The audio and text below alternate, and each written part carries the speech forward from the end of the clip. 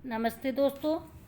मैं आज UGC net के निबंध यूनिट 9 को लेकर आई हूँ और यह 1884 का निबंध है। पहला निबंध यह यूजीसी नेट में लगाया गया है, भारतवर्षोन्नति कैसे हो सकती है। तो भारतवर्षोन्नति कैसे हो सकती है, आप लोग यह कई बार पढ़ चुके होंगे और नहीं भी पढ़े होंगे। तो मैं बहुत ही छोटी क्लास, बहुत बड़ी क्लास नहीं है, और इसमें आप लोगों को निबंध के हर एक पॉइंट को मैं बताऊंगी। यहीं से परीक्षा में क्वेश्चन आता है। पूरा आपको 8 से 7 पन्ने का निबंध कोई नहीं पढ़ना है, पॉइंट पढ़ना है। तो पॉइंट पढ़ना है और पॉइंट को याद करना है। आप पूरे निबंध कथा को नहीं, आपको इसमें परीक्षा क्वालिफाई करना है, ना कि निबंधकार बनना है। तो आप भारतवर्षोन्नति को आज पढ़िए और जैसा रहेगा कमेंट करके बताइएगा। आगे का भी मैं दूंगी। यहाँ की इस निबंध की शुरुआत, यहाँ देखिए पूछता है कि इस निबंध की शुरुआत किस पंक्ति से या इस पंक्ति से किस निबंध की शुरुआत हुई है। तो यहाँ पर देखिए दिया है, इसी से निबंध की शुरुआत होती है। यही निबंध के पहले पन्ने पर दिया है। और यह बलिया के ददरी मेले के समय सांस्कृतिक और आर्य देश उपकरणी सभा में दिया गया भाषण है। यह भाषण के रूप में था और जो हरिश्चंद्र चंद्रिका में 3 दिसंबर 1884 में प्रकाशित हुआ था। तो हरिश्चंद्र चंद्रिका चूँकि भारतेंदु हरिश्चंद्र जी का ही मैगजीन था, उसी में इसको प्रकाशित किया गया था निबंध के रूप में। और इसमें बलिया के कलेक्टर रावट को अकबर तथा मुंशियों को टोडरमल और अबुल फजल की समान बताया गया है। अब इसमें देखिए आप लोगों को मुंशियों को टोडरमल और अबुल फजल, टोडरमल, अबुल फजल, अकबर, इन सब का नाम किस में आया है, भारतवर्षोन्नति किस में हो सकती है। यह चारों का नाम दे देगा, 3 का नाम दे देगा, 2 अलग दे देगा, किसका नाम आया था किसका नाम नहीं आया था, तो आप लोग कन्फ्यूजन होगा। तो ये समझ लीजिए कि जो भी मैं कह रही हूँ आप लोगों को एक भी पॉइंट इसे, पृथ्वीराज द्वारा शब्द भेदी बाण मारने की कथा का उल्लेख है।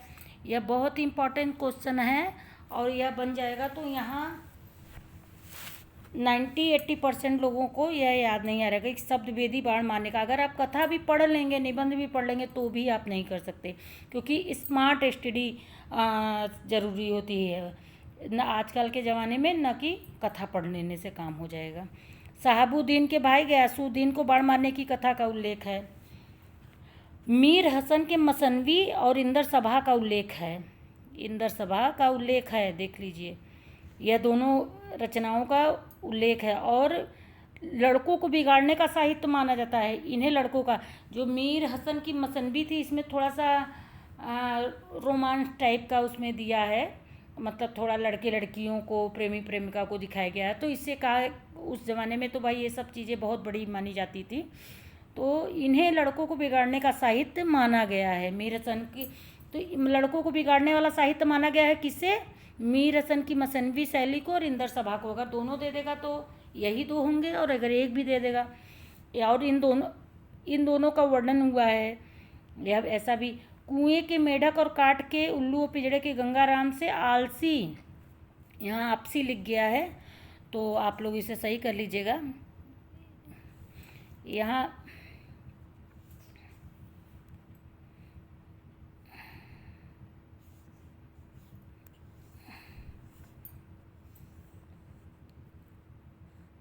आलसी होगा, आलसी, आप इसे सही कर लीजिएगा।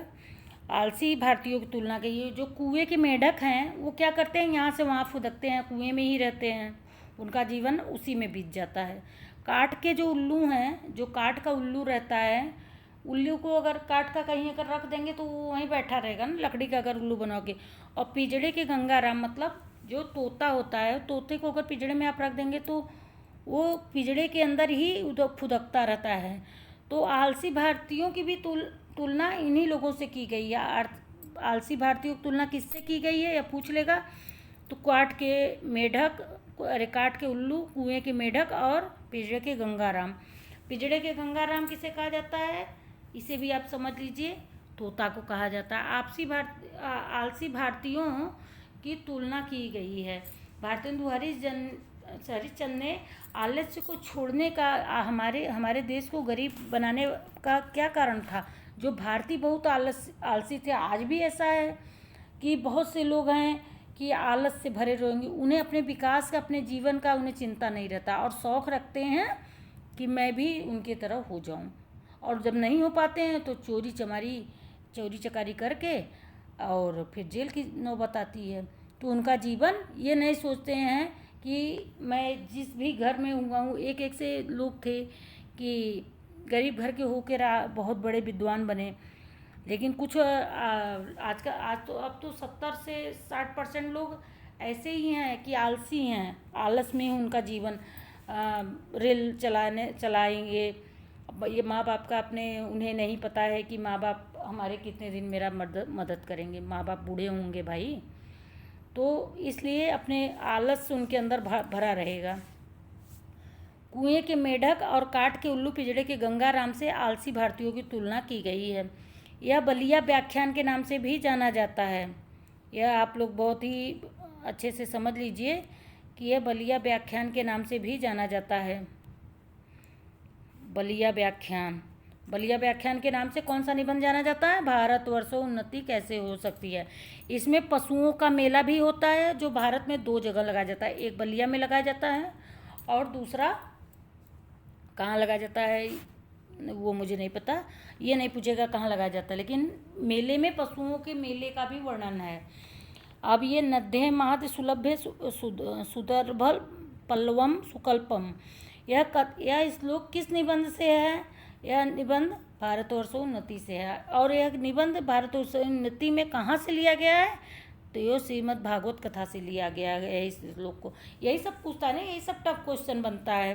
ये क्वेश्चन इस श्लोक दे देगा और पूछ लेगा कहाँ से दिया है, तो श्रीमद् भागवत कथा रहेगा, रामचरितमानस रहेगा और शिव पुराण रहेगा, तो आप लोग क्या होगा, कन्फ्यूजन होगा। तो आप लोग हमारे चैनल को फॉलो करिए, और हम हर एक चीज़ को परीक्षा क्वालिफाइड करने के पर्पस से मैं पढ़ाऊँगी, न कि मैं कथा बाँचूँगी। कथा तो बहुत चैनलों पे बाँचा जाता है कि भारतवर्षोन्नति को 4 भागों में बांट देते हैं, मैं पूरा पढ़ाऊँगी एक एक शब्द। अरे भैया, किताब, आप उच्च शिक्षा की पढ़ाई कर रहे हैं, किताब लेके आप नहीं पढ़ सकते हैं? नहीं, हमको शॉर्ट स्टडी अपनानी है। आजकल बहुत फालतू पढ़ने के चक्कर में लोग परीक्षा को क्वालिफाई नहीं कर पाते, क्योंकि उनके पास समझ नहीं है कि कहाँ से क्वेश्चन बनता है। क्वेश्चन कहाँ से बनता है? यहाँ से बनता है, जहाँ से मैं पढ़ा रही हूँ। ऐसे बहुत ही कम चैनल होंगे कि जो स्मार्ट स्टडी अपनाते हैं, और बच्चों को भी नहीं, यहाँ से बरगलाने वाली बात ज़्यादा चैनल पे चलती है। तो क्वेश्चन, अरे ऐसे क्लास पढ़ाओ कि बच्चे कम समय में अच्छी चीज़ें पा जाएं। मेरा वही मैंने सोचा है कि मैं अपने हमको कोई और ज़्यादा नहीं। भारतीयों ने नौकरी छोड़कर स्वरोजगार पे बल दिया। बिल्कुल, बलिया में भाषण में, क्योंकि भारत हमारा क्या था, अंग्रेज़ों के शासन में था, और उस अंग्रेज़ चाहते थे, अंग्रेज़ भारतीयों को अपने घर गुलाम बना के रखते थे, नौकरी कराते थे, उन्हें अपना बिजनेस खोलने के लिए प्रोत्साहित नहीं करते थे। तो भारतीयों ने उस भाषण में यह बात कहा था कि आप मतलब स्वरोजगार करो, अपना छोटा से छोटा करो, लेकिन करो अपना काम। बलिया में भाषण, वहाँ उस समय तो ये नहीं कह सकते ना अंग्रेज़ों का काम मत करो, वहाँ उनका संकेत यही इशारा था कि अंग्रेज़ों का काम मत करो। अगर अंग्रेज़ों की मदद हम लोग नहीं करेंगे तो उनका ड्राइवर जो है वह भारतीय है, उनका पोछा लगाने वाला भारतीय है, उनका बॉडीगार्ड जो है इधर उधर मतलब जो भी किचन का काम करने वाला भारतीय है। तो वो क्योंकि कुछ कर नहीं पाते थे, उन लोग तो राजा की तरह रहते थे। अगर वो छोड़ देंगे, अगर भारतीय उनका सपोर्ट करना छोड़ देंगे, अपना अपना काम देखने लगेंगे, स्वरोजगार करने लगेंगे, तो भारतीय जो अंग्रेज़ थे, अंग्रेज़ आकर यहाँ बसे थे, वो यहाँ से छोड़कर भाग जाएंगे। तो उन भारतीयों का इशारा अंग्रेज़ों को भगाने की तरफ था, और कि आप उनका काम छोड़ो, छोटा से छोटा काम अपने कुटीर उद्योग करो, चाहे जो भी स्वरोजगार पर बल दिया है। और बलिया में भाषण से निबंध का प्रारंभ होता है। बलिया भाषण से निबंध का प्रारंभ होता है। हिंदुस्तानियों की तुलना रेल की गाड़ी से की गई है।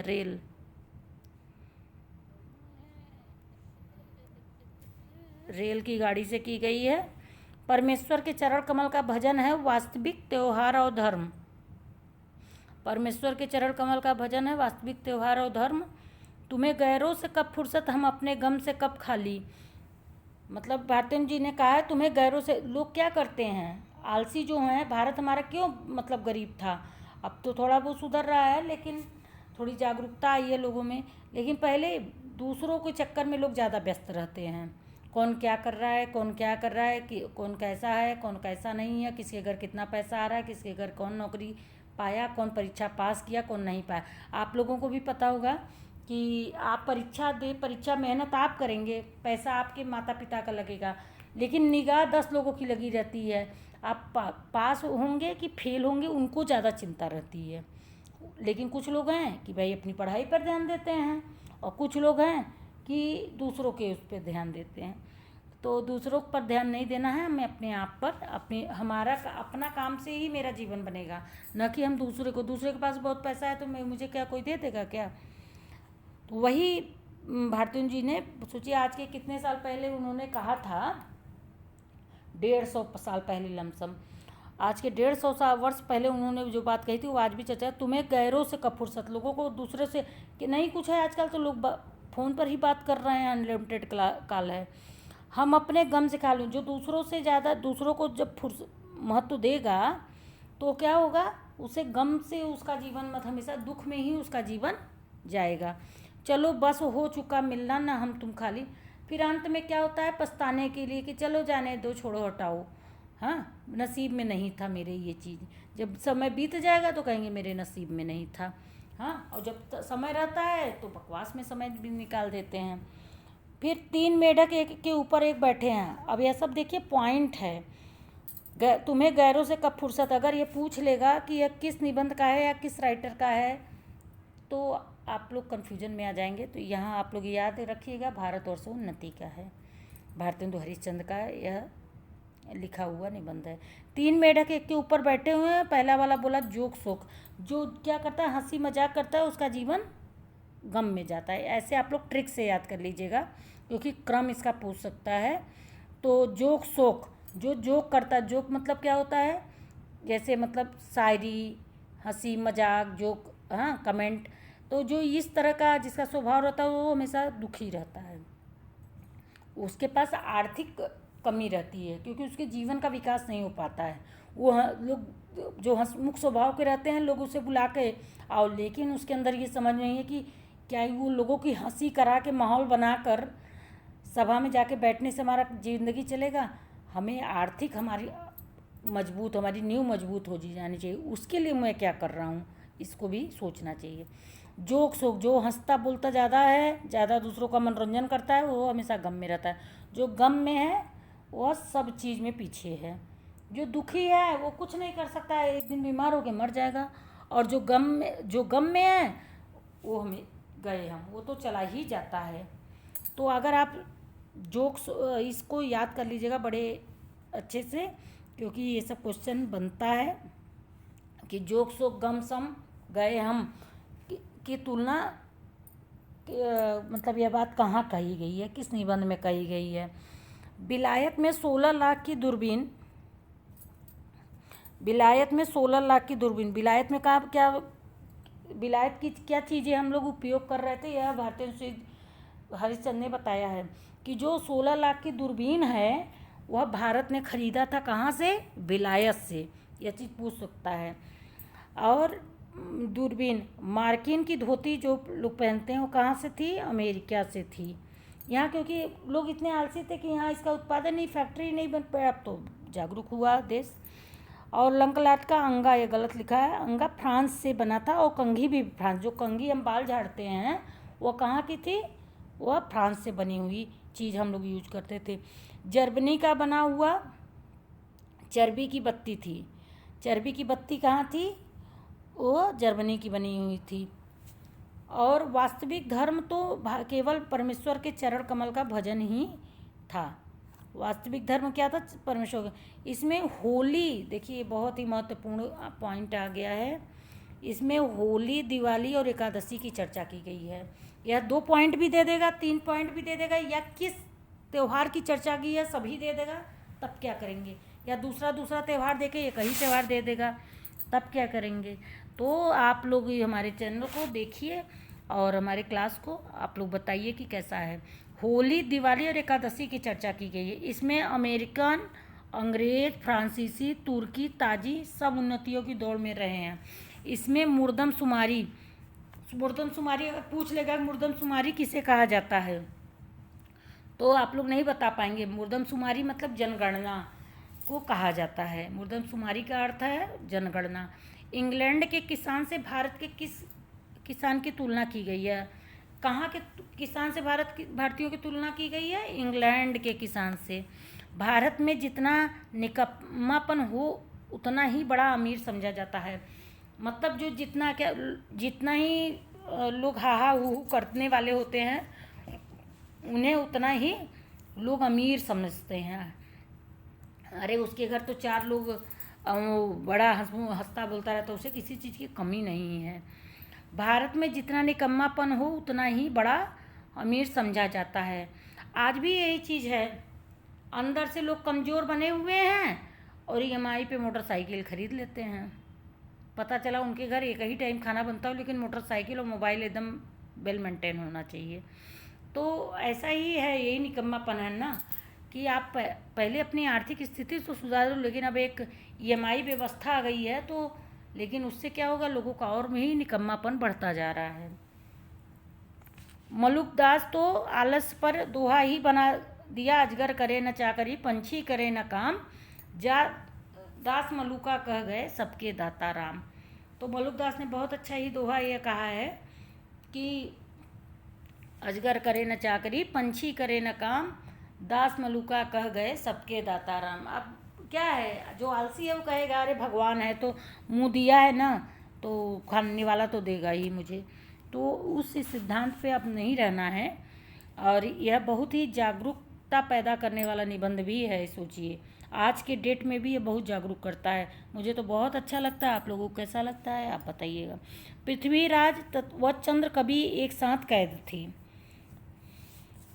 अब अजगर करे न चाकरी, पंछी करे न काम अगर पूछ लेगा तो यह आप 10 पन्ने का निबंध पढ़ने से अच्छा है 5 पन्ने का कि आप पॉइंट में उसे याद कर लीजिए। क्यों पूरा निबंध आप पढ़ेंगे?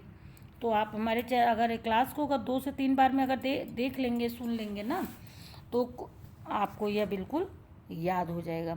पृथ्वीराज व चंद्र कभी एक साथ कैद थे। चंद्र कभी का दोहा, अब की चढ़ी कमान तो जाने फिर कब चढ़े, जिन चूके चहुआन इक्के मारे एक हसर। तो यह किसका है? चंद्र कवि का है। का दोहा किसका है? ये अगर ये पूछ लेगा तो बहुत ही बड़ा क्वेश्चन बन जाएगा और कितने लोग नहीं इसे आंसर दे पाएंगे। तो यह मान के चलिए सब उन्नतियों का मूल धर्म को माना है। सब उन्नति कैसे हो सकती है? धर्म से हो सकती है। आपका अगर धर्म और कर्म सही है तो आपकी उन्नति निश्चित है। धर्म और कर्म, आप अपने धर्म पे चलो, आप अपने कर्म पे चलो। आपका जो कर्म है वो करिए और आपका जो धर्म है वो करिए। आपके अगर माता पिता हैं तो उनकी सेवा करिए। आप माता पिता की आप पढ़ रहे हैं, 10th पास हो गए हैं तो आपको यह मैच्योर होना चाहिए। 12th पास हैं, आप BA पास हैं, सोचना चाहिए कि आज मेरे माँ बाप के, आपको मैच्योर हो जाना चाहिए कि मुझे पढ़ाई लिखाई करके आज मेरे माँ बाप कर रहे हैं, माँ बाप मेरे बूढ़े हो रहे हैं धीरे धीरे, तो मुझे भी उनकी कैसे मदद करनी है। हम अच्छे जगह हो जाएंगे, अच्छी जॉब करेंगे तो माँ बाप को भी सुख देंगे। उनके पास तो जो था वो मेरा बचपन में कर दिए, लेकिन मैं उनके लिए क्या कर रहा हूँ। तो इस चीज़ को आप लोग समझिए। तो सब उन्नतियों का मूल धर्म को माना है। धर्म क्या है? बड़ों का सेवा सत्कार करना। अपने धर्म पे ऐसा भी सेवा सत्कार नहीं कि दिन भर माँ बाप का सेवा करने से पेट भर जाएगा, ना तो माँ बाप का पेट भरेगा ना आपका भरेगा। तो धर्म और कर्म, कर्म भी अच्छा करो कि जिससे लोग आपकी इज्जत बने। और वही भारतवर्ष उन्नति में यह जो इसका लाइन है, भारतवर्ष उन्नति, मतलब भारतवर्ष की उन्नति कैसे होगी? जब हर एक व्यक्ति यह अपने अंदर जागरूकता ला लेगा कि मुझे अपने धर्म पे चलना है, मुझे अपने कर्म पे चलना है। तो धर्म की जब चिंता कर लोगे, मान लोगे, तो कर्म भी सही कर लोगे। यह देखिए अंतिम में है, अपमान पुरस्कृत मान कृत्वा तु पृष्ठतः स्वीकार्य साधयेत धीमान कार्य ध्वंसो की ही मूर्खता। धीमान कार्य ध्वंसो ही मूर्खता। बुद्धिमान का कार्य से बहिष्कृत, मतलब कार्य में उसका मन न लगना ही उसकी बहिष्कार, उसकी मूर्खता का प्रतीक है। यदि बुद्धिमान हो, कितने भी तुम बुद्धिमान हो, लेकिन अगर उस पर अच्छा काम तुम नहीं कर रहे हो, तुम्हारी प्रशंसा अगर किसी कार्य तुम्हारी प्रगति के लिए नहीं हो रही है, तुम कितना भी जाके किसी का दिल खुश करने वाली बात, बहुत अच्छा स्वभाव रहे, बहुत अच्छे रहो, लेकिन यदि तुम अपनी आर्थिक उन्नति नहीं कर रहे हो, आर्थिक उन्नति करोगे तो परिवार की उन्नति होगी, धीरे धीरे इसी तरह सब जागरूक हो जाएंगे तो मेरे देश की उन्नति होगी। तो इस चीज़ को भारतेंदु जी ने अपने इस भारतवर्षीय उन्नति निबंध में बहुत ही अच्छे से समझाया है और मैं भी आपको समझाने का प्रयास की हूँ। तो आप लोग को जैसा लगेगा वैसा आप बताइएगा कमेंट करके, आगे भी क्लास इसी तरह मैं आपको दूंगी।